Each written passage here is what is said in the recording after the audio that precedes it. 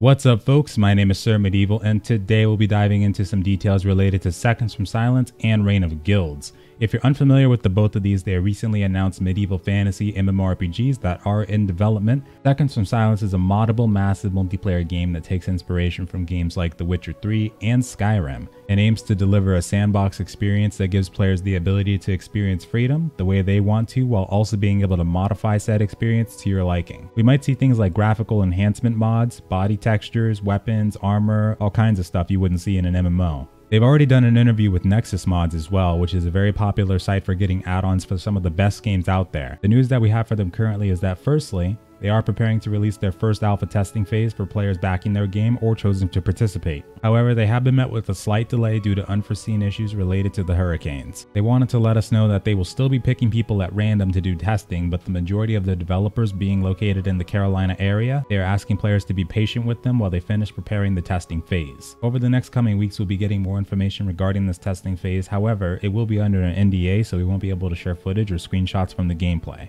Be sure to stay tuned for this one if you're interested in what this game has to offer. And for the second topic of the day, we're kicking it off with some Reign of Guilds. This one is another one that I'm very excited for, and the ultimate best way to describe it would be to compare it to a modern day Mortal Online. This game takes that hardcore, gritty medieval sandbox to a new level. Just like Mortal Online, it aims to have a big amount of different crafting combinations, over 27,000 to be exact, which if they managed to pull that off would be absolutely insane. It's also an open world PvP based game with territory control and guild mechanics, but that's something we'll dive into another day when we have more information. What is recent with the game though is that they've just released 2 different blog posts for the game detailing new updates that they just completed. The first one being on the 14th, just 2 days ago, that goes into a few graphical updates. The first part goes into their light pants texture models alongside their updated character textures. A new modular system of armor and clothes is currently in the works, and they're also working on an underwear system to hide those special parts after our characters die and get looted. Probably an appreciated feature since more than likely people are going to be speed looting when it comes to open world PvP,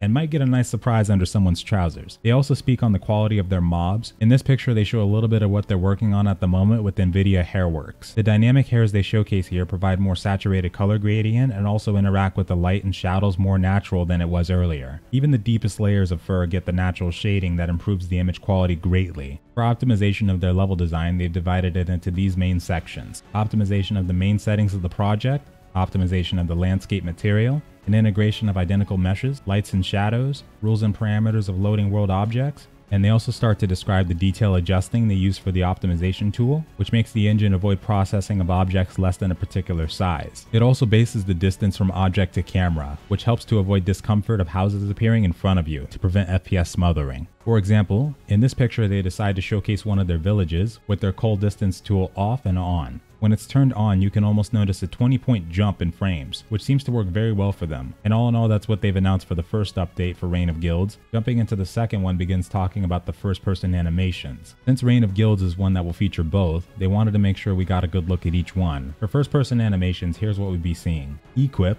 and unequip. They also show us a brief look at some of the shoulder guards, and some of which seem to be a bit more heavily armored than the others. In optimization, a common topic for these updates is also mentioned, specifically on how they work on optimization through merging and configuring certain aspects. To showcase this, they provide a couple screenshots to show a couple town-based photos, and even a bridge underwater textures and farm life. And that basically is all we've got from the Seconds of Silence and Reign of Guilds updates. Be sure to stay tuned for both of these games, and it'd be much appreciated if you shield bash that like and subscribe button for me. Thanks so much for watching, and you guys have a good one. Farewell.